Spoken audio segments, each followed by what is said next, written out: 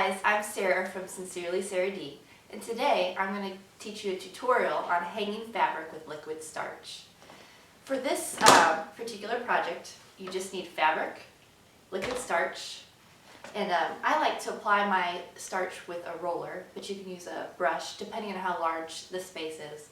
And then of course you probably need a pair of scissors to cut the fabric.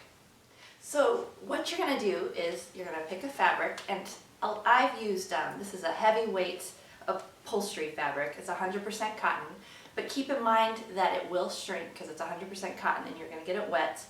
And so I always, when I measure the space, I always allow for several inches of extra.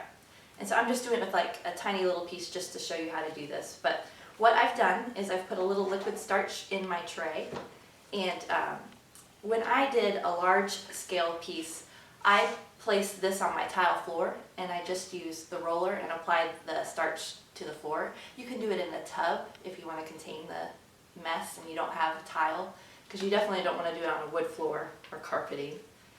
But you just rub the liquid starch, you roll it all along the back of the fabric, and it basically is just going to soak the fabric. So once you have the entire piece of fabric soaked with starch, you can begin the hanging process.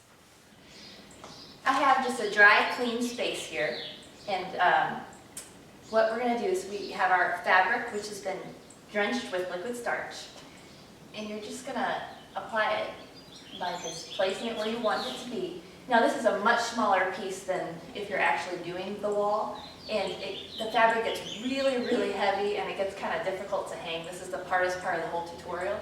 And so thumbtacks are a great little tool to use. And so if this is the top of my wall where it hits the ceiling, you're just going to go ahead and hang as level as you can your fabric, and then you can place these thumbtacks to kind of hold the fabric in place.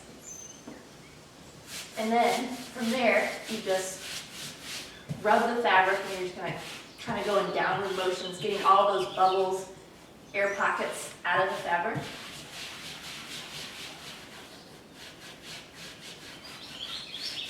And when you hang it too, if this is the ceiling line, you want to allow for a little extra space, because once it dries, you can go back through with a knife and cut away any extras or little threads that you have.